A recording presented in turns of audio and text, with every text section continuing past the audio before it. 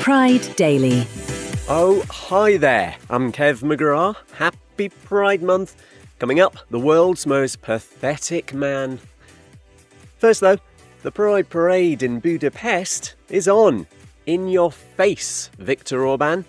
Organisers confirming it's been approved by police in Hungary's capital after attempts to ban it last year.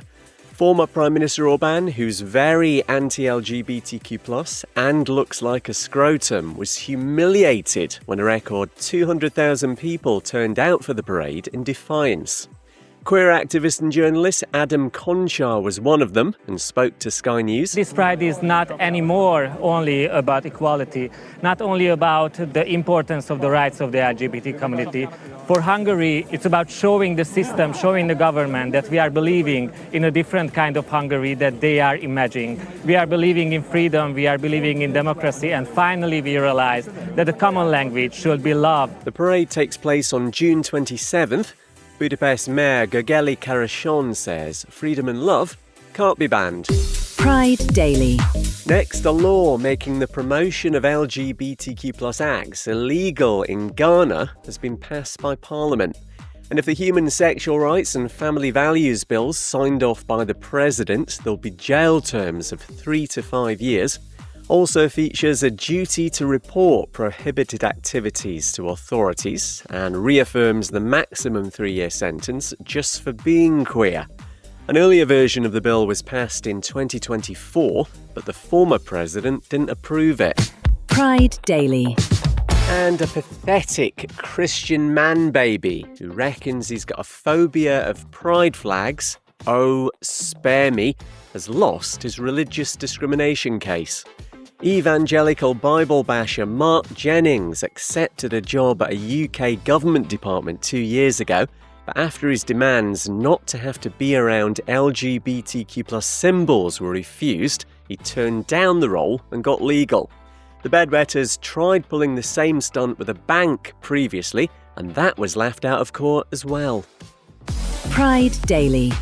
Hi there, I'm Kev McGrath. Coming up, a pensions win for same-sex couples in Italy. First though, claims Afghan LGBTQ+ refugees are being badly let down after escaping the massively anti-queer country. A report from investigative journalists at Corrective says most head for Pakistan only to find they're harassed by police, have no legal status and get exploited in shelters.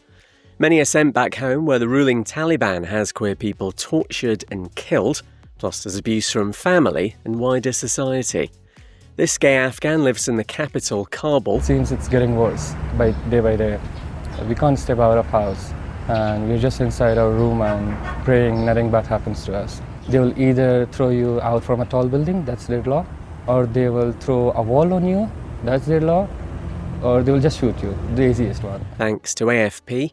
The Nowhere to Exist report, which is backed by the likes of Amnesty International and Human Rights Watch, also highlights refugees suffering harassment in Iran, and Germany's criticised for reneging on its promises to take queer people in, which have left hundreds who adjusted their lives accordingly in danger.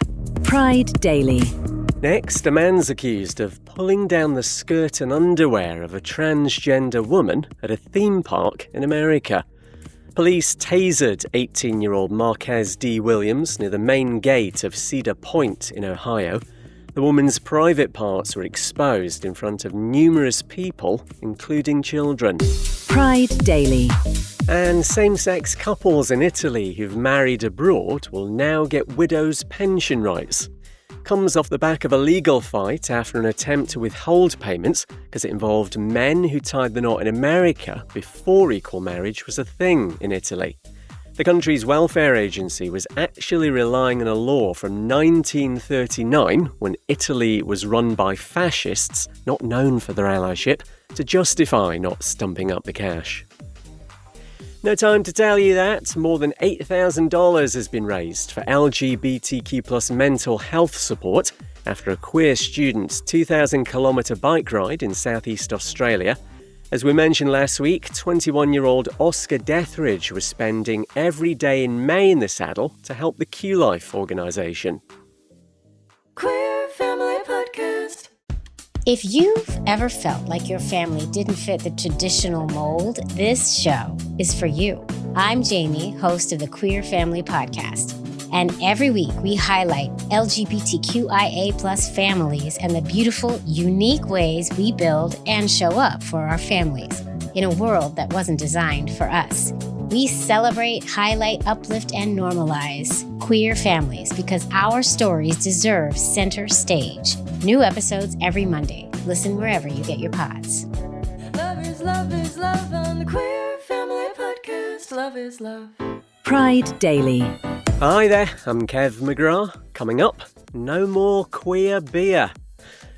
First though, yet another legal slap in the face for the anti-transgender, orange-convicted felon and sexual abuser who runs America badly.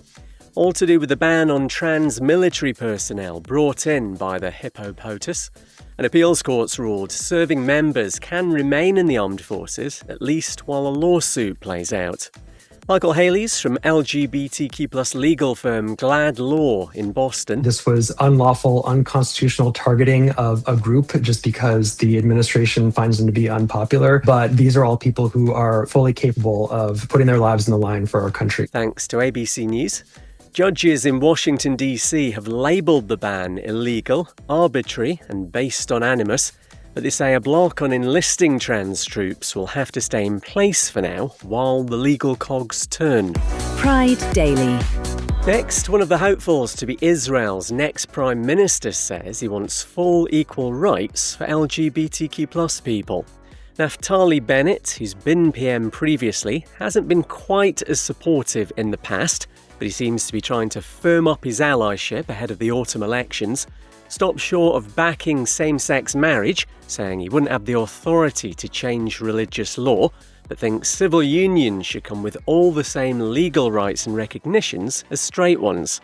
Critics query whether he'd actually act on this, though. Pride Daily. And the first queer and transgender-owned brewery in the UK is closing down.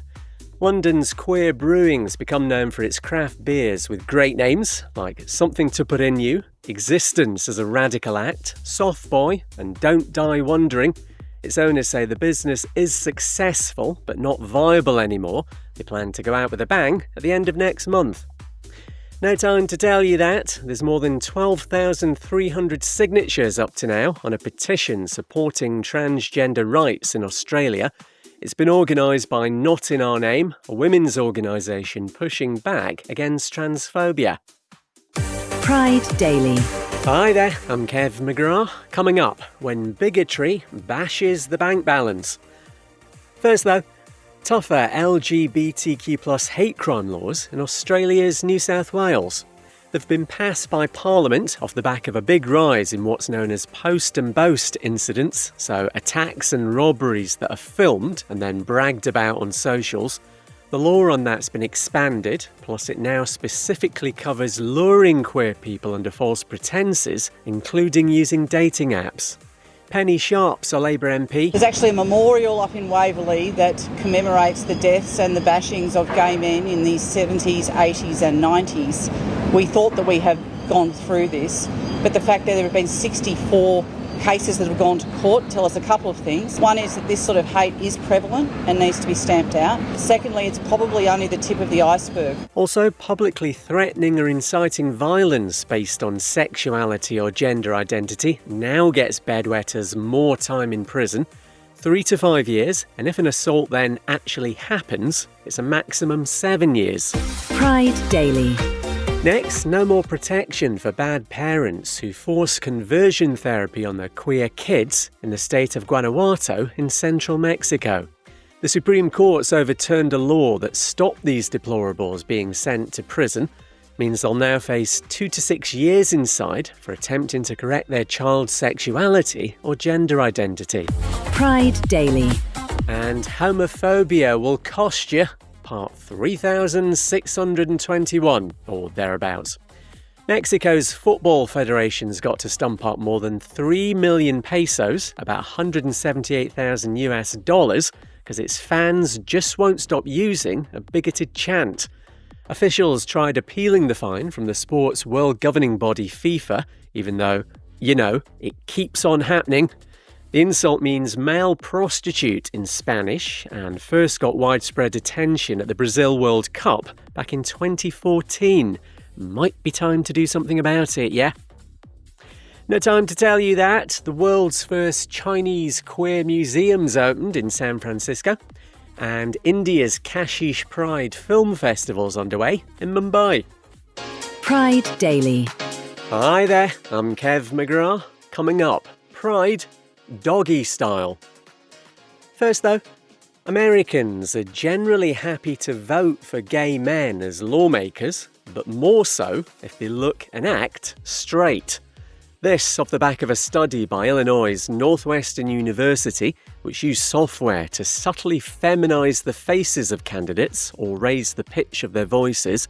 It's found while being out led to a drop in support of 7 percentage points, looking or sounding gay lost another 7% on top. Maggie Trevor's a lesbian lawmaker in Illinois. The study does indicate that we still do have progress to make. It still does affect us. It doesn't affect us as much as it used to in terms of how we make our decisions to vote, but there is still work to be done. Thanks to Fox 32. Republican and Democrat voters equally penalise candidates who didn't come across straight, and this applied to heterosexuals as well. Pride Daily. Next, 5 police officers have been arrested over claims of an illegal raid at an LGBTQ+ venue in Venezuela. Said to have happened in Lara State in the west last weekend, with at least 33 men detained for the crime of homosexuality, which isn't a crime in the country. The plainclothes officers are also accused of extortion. The public prosecutor's office is investigating. Pride Daily. And your favourite dog-friendly Pride event returns tomorrow. It's New York City's Woof Fest. Along with live music and drag performances, there's the showpiece Walk of Pride Catwalk, should be dog walk, where pimped-up pooches in their camp canine costumes can strut their stuff. Doesn't start till midday, so perfect if you need to lie in after a big Friday night because you're feeling a little rough. No time to tell you that. Rome's hosting its first ever Pride football tournament tomorrow, bigging up queer inclusion in the sport. It's being played with a rainbow ball. And you've got Tokyo Pride Parade on Sunday. More than 15,000 people turned out last year. There's more on our socials at Pride Daily Pod, including any breaking news. That's your lot. I'll see you next week.